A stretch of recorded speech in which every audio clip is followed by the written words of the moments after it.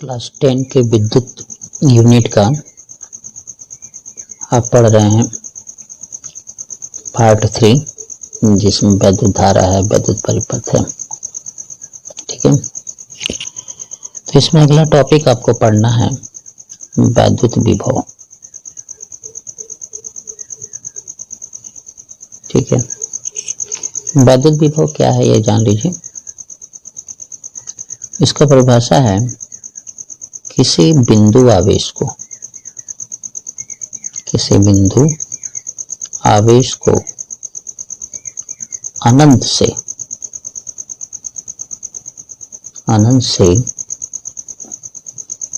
वैद्युत क्षेत्र के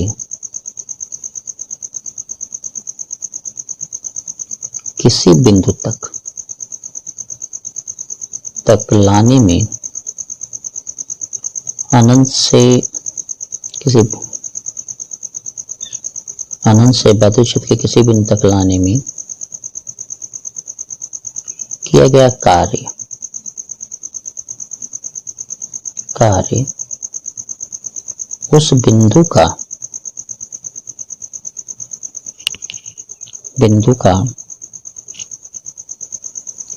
वैद्युत विभव कहलाता है।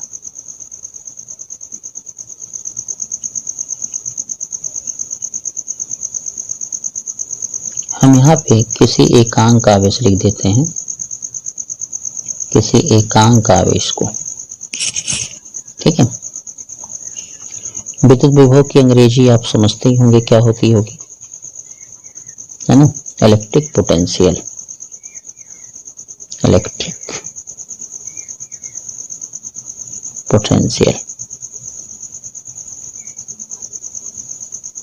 ठीक है, तो इसका मतलब ये हुआ कि वैद्युत विभव जो होगा, वैद्युत विभव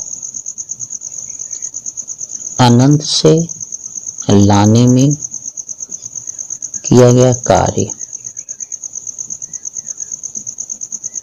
बटे आवेश, यानी V बराबर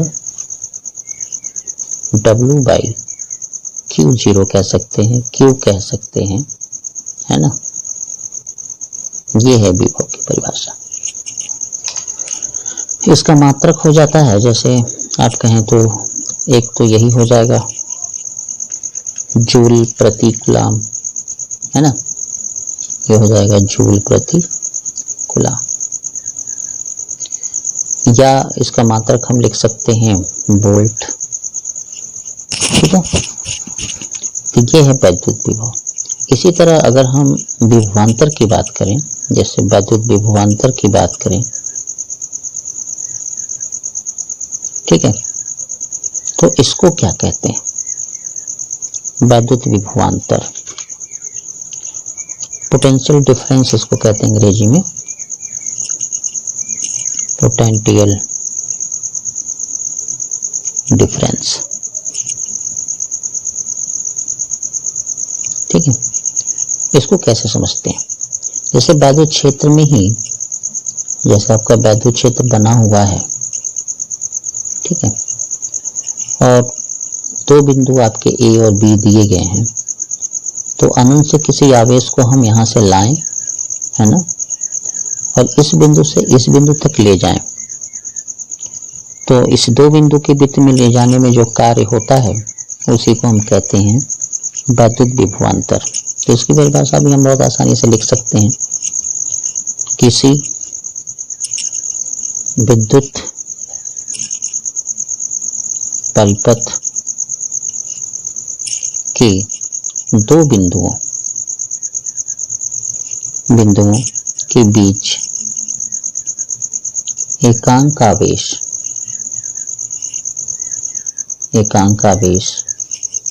को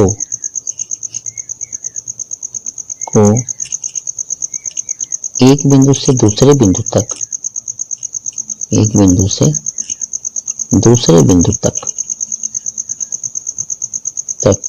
ले जाने में कार्य को उन दो बिंदुओं के बीच दो बिंदुओं के बीच विद्युत विभवांतर कहते हैं, भी कहते हैं। ये भी क्लियर हो गया होगा आपको। यानी V बराबर भी W/Q होगा। हम ये भी कह सकते हैं कि ये विभवांतर AB के बीच का है तो AB का कार्य लेंगे और Q हमारा ये रहेगा। इसका भी मात्रक वोल्ट ही होता है। ठीक है। अब एक परिभाषा और हम दे सकते हैं कि 1 वोल्ट विद्युत विभवांतर का क्या मतलब है। 1 वोल्ट विद्युत विभवांतर किसे कहते हैं, है ना। तो ये सूत्र से परिभाषा निकाल सकते हैं हम लोग। ठीक है। तो सूत्र से परिभाषा निकालने का मतलब ये हुआ कि अगर WAB/Q कर रहे हैं हम, तो भी ये भी हो रहा है हमारा। तो अगर हम इसे 1 वोल्ट चाहते हैं, जैसे हम 1 वोल्ट चाहते हैं, तो यहाँ 1 जूल लिखेंगे और 1 कूलाम लिखेंगे। ठीक है। अब इसी से हम अपना परिभाषा को फाइंड करेंगे। ठीक है। तो लिखेंगे वैद्युत क्षेत्र में एक बिंदु से दूसरे बिंदु तक ठीक है, तक 1 कूलाम आवेश को ले जाने में किया गया कार्य, है ना। यदि 1 वोल्ट हो, सॉरी 1 जूल हो, तो क्या होता है, दोनों बिंदुओं के बीच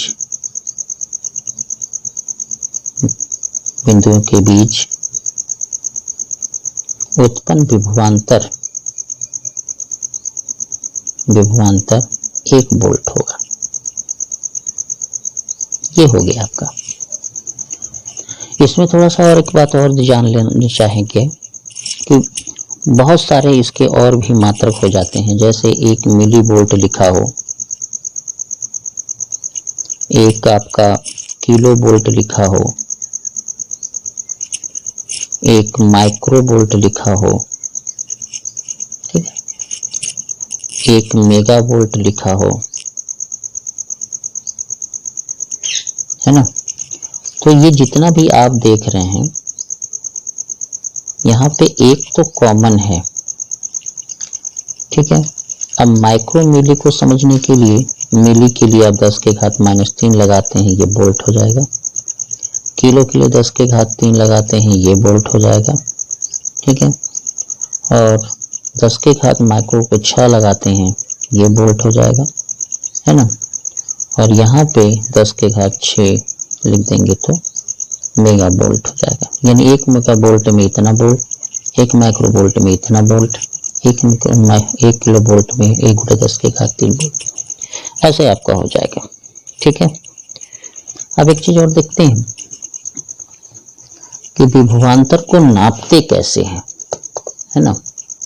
विभवांतर को हम नापते कैसे हैं, ये समझना है। तो याद रखिएगा कि विभवांतर जो होता है, विभवांतर को मापा जाता है ना। तो उस यंत्र का नाम होता है वोल्टमीटर। उसे क्या कहते हैं, वोल्टमीटर कहते हैं। वोल्टमीटर का काम होता है विभवांतर नापना या वैद्युत विभवांतर नापना। एक और अच्छी बात जानिए कि जो वोल्टमीटर होता है, वोल्टमीटर ये परिपथ में, यानी विद्युत परिपथ में समांतर क्रम में जोड़ा जाता है,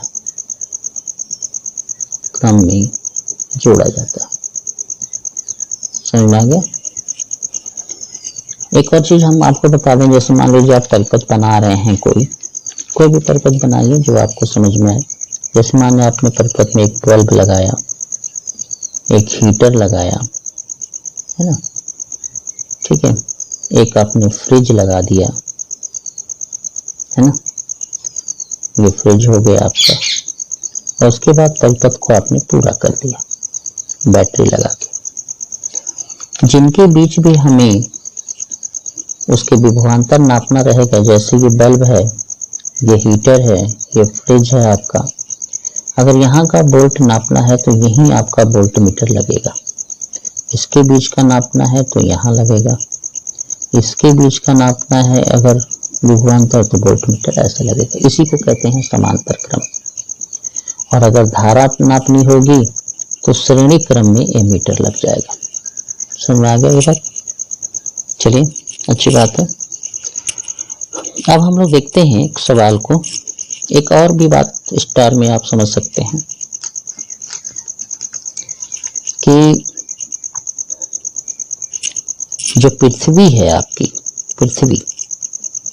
पृथ्वी का वैद्युत विभव, ठीक है ना, पृथ्वी का वैद्युत विभव जो होता है, विभव शून्य माना जाता है,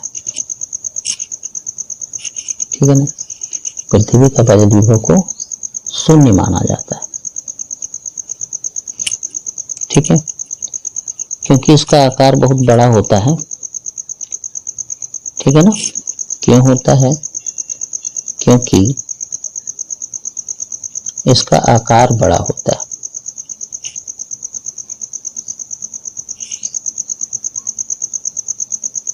ठीक है। दूसरी बात ये भी हो सकता है कि इसमें थोड़ा सा आवेश देंगे तो इस पर कोई फर्क भी नहीं पड़ता। एक छोटा सा न्यूमेरिकल देके आपको हम थोड़ा सा विभव को क्लियर कर देते हैं। जैसे देखिए, हमने आपको एक सवाल दिया है, किसी चालक के दो बिंदुओं के बीच 4 कूलाम का आवेश चल रहा है, यानी ये Q है आपका, प्रवाहित हो रहा है, तो विभवांतर 16 वोल्ट का मिलता है, ये V है। तो आपको बताना है कि कार्य कितना होगा, है ना। तो देखिए, हमारे पास जो सूत्र है V बराबर है W/Q, ठीक है। हमें W निकालना है, V का मान अगर हम 16 लिख देते हैं, W निकालना है, Q का मान हम 4 लिख देंगे, तो W बराबर होगा 16 गुणे 4 यानी 64 जूल। ये आपका आंसर हो जाएगा। ये समझ में आ गई होगी बात। और भी हैं, जैसे कि छोटे छोटे सवाल बनते हैं। देखिए, ये सवाल हमने आपको कंप्लीट किया है। किसी परिपथ में विभवांतर 12 वोल्ट है, 2 सेकंड में 36 जूल ऊर्जा व्यय होती है, तो परिपथ में प्रवाहित धारा, है ना, धारा पूछ रहा है आपका, धारा मतलब आई आपसे पूछा जा रहा है। 2 सेकंड में मतलब ये समय हो गया, 36 जूल यानी कार्य हो गया W। ये आपका 12 वोल्ट है, ये V है, ठीक है। देखिए, धारा के लिए तो अगर हम धारा निकालना चाहते हैं तो I बराबर हमको चाहिए Q/T, है ना। धारा अगर हम चाहते हैं तो उसके लिए क्या चाहिए, हमें Q/T चाहिए, यानी T तो मेरे पास है लेकिन हमें आवेश चाहिए, है ना। तो आवेश के लिए हमारे पास जो V है वो 12 है, W है हमारा 36, तो हम ये कर सकते हैं कि V बराबर W/Q, यानी Q बराबर हम लिख सकते हैं W/V, और W हमारा है 36, V है हमारा इतना, तो 12 3 36, यानी Q हो जाएगा 3 कूलाम। अब 3 कूलाम हो गया, तो अब हम इसी सूत्र में डालेंगे, तो यहाँ 3 लिखेंगे, और जो समय है वो 2 सेकंड है, तो यहाँ लिख देंगे, तो I बराबर हो जाएगा 1.5 एम्पियर। ये बात समझ में आ गई आपको? चलिए, रहने देते हैं। अगला जो लेंगे सिलेबस इसका, वो लेंगे हम लोग विद्युत परिपथ, ठीक है। धन्यवाद।